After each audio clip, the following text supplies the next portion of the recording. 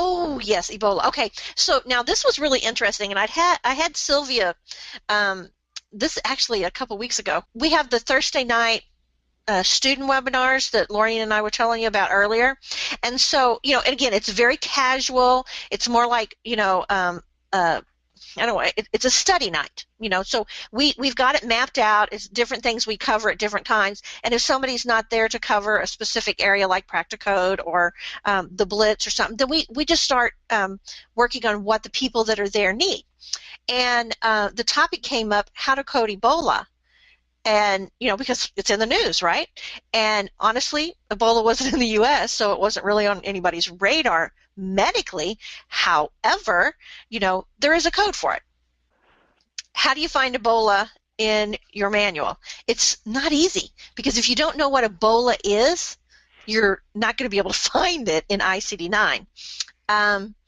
So I went out to the CDC website, which there's a link here if you want to use it, but I actually copied and pasted the information under here, what Ebola was. It's previously known as Ebola hemorrhagic fever.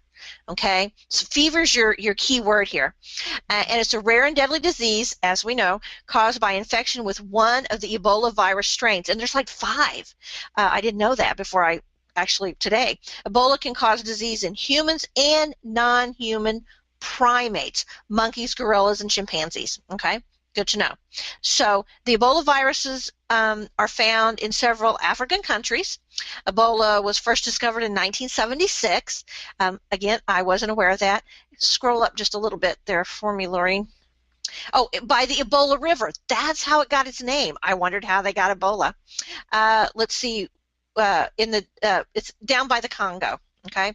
Since then, outbreaks have appeared sporadically in Africa. Okay. So everybody knew that Ebola, like scary movies were made about it, and that it was in Africa. So most people didn't really worry about it. Okay. They don't really know what the natural reservoir host for Ebola virus is, which I thought was really interesting. However, the basis of evidence, they're saying now, they're saying that it's, believe that the virus is animal-born, which is different from what they previously thought, from what I understand, and that bats are most likely where this comes from, and that 4 of the 5 virus strains occur in an animal host native to Africa. Okay, so that's why it's been... I was muted. I was saying I knew there was a reason to be afraid of bats.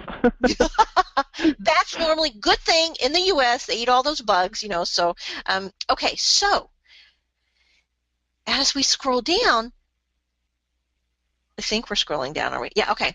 So let's say we're going to look up Ebola in ICD-9, and I made a special note to say this is a lesson in trusting the index. When you're coding, you're always supposed to look for everything in the index, but don't stop there. You go to the tabular to verify. But you have to trust what the index is telling you, because in this case, you're going to look up Ebola because of what it is.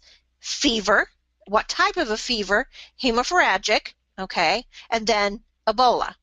Now, it tells you this is Ebola in the index. Then it tells you the code for that is 065.8. That's the code, for Ebola. But when you go look at that in your tabular, which you're supposed to always go and verify, other specified arthropod-borne hemorrhagic fever might borne hemorrhagic fever. Do you see a problem with that? Because I see a huge problem with that. First of all, Ebola is not mentioned, and what are arthropods? They're bugs that have exoskeletons. And now we're telling, and we just read, they think it comes from bats. It goes to primates. That doesn't say anything on the CDC about it coming from an arthropod. So if somebody told you that, the code for Ebola is 065.8, and you went into the tabular and you looked for 065.8, you're going to read that and you're going to say, no, it's not. Now, I understand it's a hemorrhagic fever, but that says it comes from mites or arthropods. And it clearly said on the CDC that's not, arthropods aren't even mentioned. So you're going to doubt that. But if you go to the index, fever, hemorrhagic fever, that's what Ebola is. Ebola, It's a type of hemorrhagic fever. It tells you Ebola, so you trust it. Okay, and that is very important as a coder. Now, ICD-10, much easier, of course, because all you have to do is look up the word Ebola, because obviously it's so advanced, they know it's out there, and the code and the index, you look up Ebola, and it takes you straight to A98.4, Ebola virus disease. Okay, so you don't even have to look up disease, virus, Ebola. You just go straight to Ebola. All right? Very I love easy. ICD-10. It is going to be amazing, guys. But again, you know, IC9, we tried to look it up on the Thursday night class, and I'm thinking, how come I can't find Ebola? And, you know, we're all looking and looking. Someone says, well, it's 065.8. I was like, no, it's not, because I didn't go to the index. I was like, no, it's not. But again, I learned my lesson, and the students often teach me things. And then again, lesson in trusting the index. You got to trust the index. And that's a very good point. The ICD of all the manuals has the most fleshed out, well thought out index. You want to trust the index. And here's an exam tip for you. When you're doing ICD questions on the board exam, and you're gonna, if you're doing my method, you're doing process elimination, you're not trying to code it, you're looking at the choices and comparing and contrasting. Sometimes you narrow it down to 2 codes, but like this situation, you read it, you're like I don't know which one is right. Use the index. Let the index be your tiebreaker for those multiple choice board exam questions, and trust the index in those cases.